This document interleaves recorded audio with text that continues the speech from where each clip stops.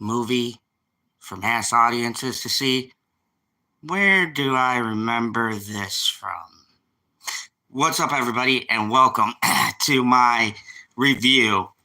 And I'm going to give some context to this because I know you see me do horror and some action, and you're like, but Zod, you've never covered romantic, erotic drama, comedy movies before. Well, if you guys don't know, I'm a huge fan of The Notebook. Love that movie. I saw it with Ryan Gosling and I said, that fella's got something. He's going to go places. And look where we're at now. So, this is out of my wheelhouse. And these are my initial thoughts. But to give you guys some context, I love Anne Hathaway. And I will watch anything that Anne Hathaway is in. So when I saw Anne Hathaway had a new movie, I clicked on that son of a bitch quick. I was like, yes, my girl is back. What is she doing? So The Idea of You is a romantic movie based on a romantic, what do they call them? The smut novels, the erotic novels. Erotic novels. Some people take offense to that. I had no clue about that going into this movie. So this is based on the acclaimed contemporary love story. And I say love story very loosely because the book is a erotic novel, basically. And what caught me about this movie is the fact that this movie hit close to home in a kind of situation that I've found myself in years ago. And it tackles that in a very intriguing way. So what is this movie about? This movie stars Anne Hathaway, who is a 40-year-old single mother, and begins an unexpected romance with a 24-year-old Hayes Campbell, the lead singer of a boy band called Argus Moon. And their romance ensues from there through wacky, shenanigan, romantic comedy tropes. And then it kind of dives into that whole subject. And I got to be honest with you. It's a very interesting perspective. This movie is rated R, and I'll get into that. There's a lot of good things about this. There's a lot of typical romance things that I don't normally get into about it. But overall, maybe I'm crazy. I actually like this movie. First and foremost, let's start with the performances. Anne Hathaway is amazing, as she always is. She is quite amazing in this movie. And Nicholas Gallenstein, yes. He's actually pretty good. Very charming, charismatic, the kind of person you would want as your lead to a romance comedy drama. Also, too, the comedy in this is not like some romantic comedies where it's kind of like almost forced. It's a lot of situational things that happen or some quick things that are thrown out that are funny. Like in the moment, it's a logical thing to say, but given the situation, it makes it hilarious. So you have that. And I want to focus on the main part of this movie that makes this movie very interesting and different from other romantic type movies that I've seen. And I've seen a lot of romantic dramas, Notting Hill and things like that. A villain does have a soft spot for certain romantic movies.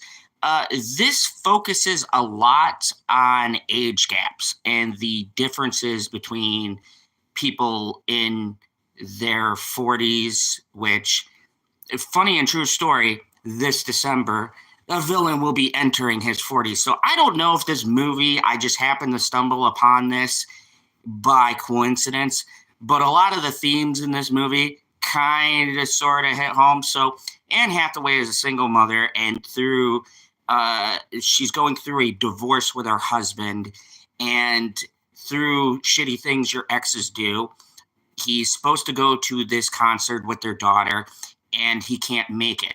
And the setup is kind of interesting because we see a perspective I don't normally see in these things, where the ex is kind of a douchebag. And whilst they were married, he cheated on Anne Hathaway. Why you would cheat on Anne Hathaway? I have no fucking idea. You have to be a little bit insane. But anyways, the basic premise is the ex cheated on Anne Hathaway, and so he's supposed to take his daughter to see this show with this popular boy band, and he can't do it because he's got some other shit planned. So he opts out. Anne Hathaway happens to go there and take her daughter. And then through wacky coincidences, while looking for the bathroom, she stumbles into the tour bus of the lead singer, Hayes Campbell, played by Nicholas Gallenstein. There we go.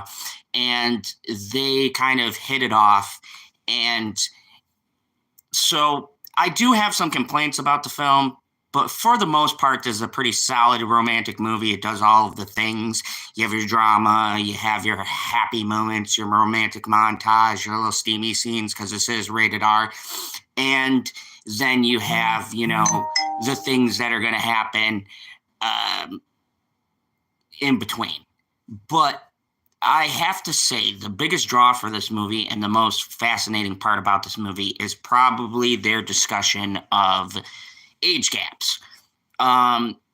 Hayes is 24, and Anne Hathaway's character is 40. So there's a few number of years in between there. And so when watching this movie, I did like the questions it brought up about whether age matters, especially in my mind. You have two very much consenting adults, but where the movie tackles the intricacies of this topic is that Hayes in this movie is very much still in that state of being younger, being part of this popular boy band. He also attracts younger women who are interested, and the fact that she met him via her daughter, like going to the concert. There's a couple of things. Like I said, this is non-spoiler, so I'm not going to ruin anything. But there's a couple of situations that this movie brings up and tackles that I thought were very interesting ways to tackle the conflict. Because if you've seen one romance movie, you've seen them all. There's always going to be this big drama that happens. But the drama that happens in here is very true to the situations that the characters find themselves in.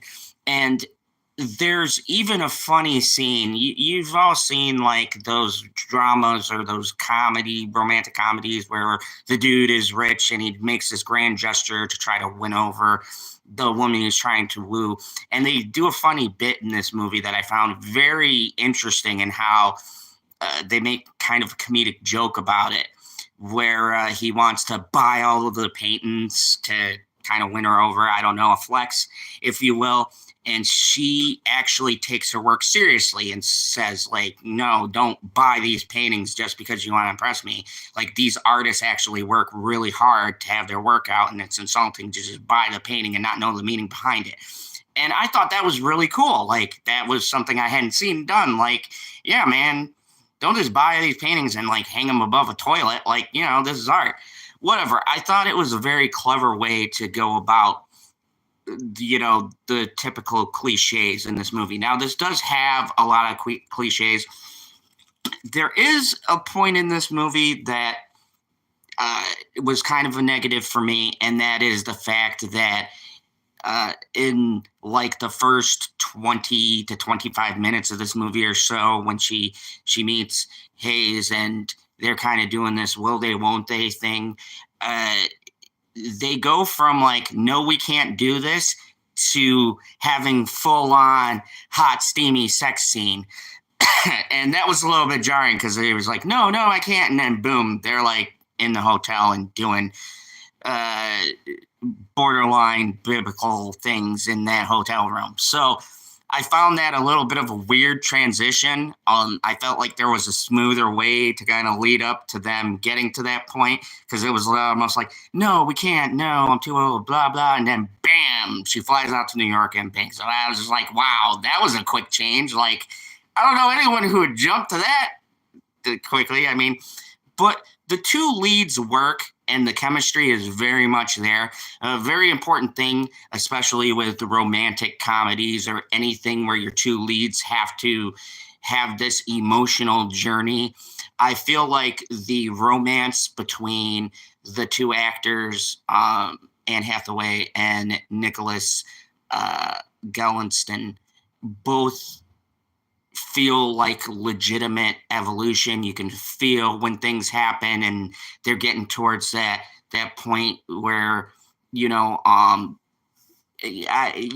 conflict happens. I'm trying to dance around this without giving too much away, but when the conflict happens, you have to have your two characters build a real connection where you feel that these two really like each other, but they just can't be together because these external forces are driving them apart. And I felt this movie hit that pretty good. And I never saw myself as going through a review of a romance movie. I typically am very picky about them, but I gotta say, this was very well done. It's very well shot. The choreograph and the songs were very well done, and I believe the lead actor said that he actually went to a boot camp that boy bands go through, and he took the time and studied the moves, and he even sings the songs, and the songs are actually pretty fucking good. I'm not gonna lie. Some of them are actually really good. um, and now the most important part of a movie like this, whether it's The Notebook, A Walk to Remember, The Fault in Our Stars. Yes, I've seen them all. They're great movies. I'm not going to apologize for it. They're fucking epic. Like, they're good movies, okay? So sue me. I like a romance movie every now and again. But the point of a good romance movie is that you need to have a good payoff at the end, and you need to feel that what happens was justified, that they went through the appropriate journeys. And I think the conflict that they set up here and the reasonings for them to realize that there's going to be turbulence in their relationship is very well done, and it's a very interesting subject, and it plays into Anne Hathaway's divorce, what she's going through at this point in her life, and having kids. And I think this resonated with me too, because she has a daughter, I have a daughter. And the dynamic of, they changed some things from the book and they made the daughter older. And I think that works well, especially for the setup of the end and the things that subsequently happen as a result of their relationship, and how this is a very over dramatized way, but how when you're a parent and then you go through this chapter of your life of dating this one person and then you kind of switch, this has an impact on your kids and how they view things. And they'd go to the extreme with this movie because of the fact that this dude is a popular pop star or whatever. But I think the way they incorporate that into the real life drama that it causes for someone who isn't a pop star, I think that is very clever how they weave that into the narrative, and they show what the effects are on her daughter, which when you enter a relationship, sometimes people tend not to think about how it will affect their children. And I thought that was very good. Like, it didn't have to get that deep. On the surface, this is just one of those romantic, over dramatized movies, but this movie goes the extra mile to really try to say something, to have a point to the movie. And I think it was very interesting switching the fact that the person that's in love and the person that's older is the woman in this situation, and how those dynamics affect her. How sometimes it's easier for guys who are older to just move on to someone younger, but for women in particular, they have more of a struggle. They are deeply more hurt by this. They might have more responsibilities, and they can't just throw that off and just enter this crazy ass romantic situation. The thing I really liked about this movie is there is real life, not consequences, but there's real life issues. There's real life things that happen that would directly affect you if you were to do this. You know, she has a job and a career, and there's the fact of her daughter and how it affects her, and they incorporate stuff with the media and things like that. And I thought it was very well done. I mean, this movie actually was a lot better than it has any right to be. The person who directed this put a lot more thought that I think anybody adapting one of these romantic novels would really do. The director is Michael Showalter, and I think he really does a good job in not just making a cookie cutter romance with two decent actors and coasting off of the actors he's got. He really puts a story behind this movie. Like, it's saying a lot, not only about relationships and about the differences between age and the different stages of your life when you enter that kind of relationship, and kids and what it's like with them and you dating someone different and separation. But there's a lot of different facets to this movie that I think makes it very interesting and very intriguing. And no spoilers, but the ending does not go exactly the way I thought it does, but it doesn't at the same time. And I thought that was good, because all of these movies end with this fantastical, like, oh, they get together and everything's happy. And this goes a little bit of a different route. And you do get both sides of that, but I think it's very well realized and pretty realistically played as to how this could possibly ever work out. And I don't know. This movie really surprised me. On Amazon, it's got 4 out of 5 stars, and I heard a lot of good things about this movie, and it's well deserved. This was a surprise movie for me. I did not expect this movie to be as good as it was.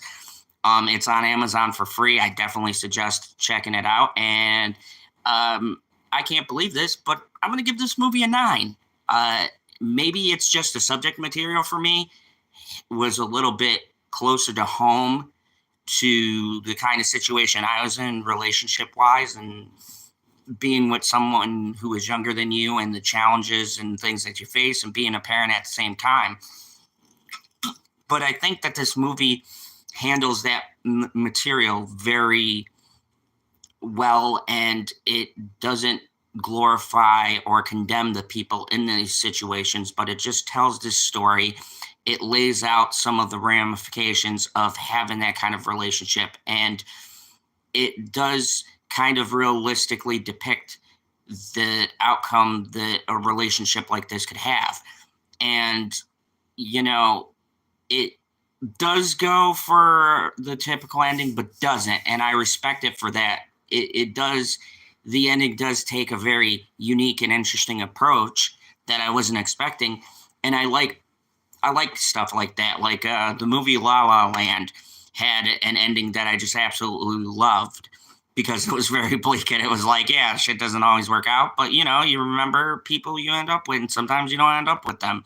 I'm sorry, spoilers for La La Land, I guess, if you haven't seen that, Jesus Christ. But this movie was a very well done, well crafted. People actually thought things out. The acting was superb. And it's Anne Hathaway. I love Anne Hathaway. Good for you, girl. Keep on getting these movies. But yeah, this was a surprisingly good movie. I rate it high because, you know, it really got me in the feels in some parts. And I think that it was better than it had any right to be. So I know, a little bit of weird thing here on the channel. Let me know in the comments below if you've seen this movie. And if you haven't, and I just brought it up to you, cool. And if you have seen it, did you like it? Did you not like it? Do you agree with me? Do you think, oh, it's just another one of these trashy romantic movies? You're totally wrong. Let me know. And also hit that like button, share the video to fight the most evil villain, the algorithm. And I will see you back later tonight. I will be doing a watch along for The Strangers. I will be posting that at about 7 o'clock. The stream will probably be 8. So definitely join me and Pop Culture PB for that. And as always, remember the only rule here in the Fandom Zone: kneel before Zod. Thank you.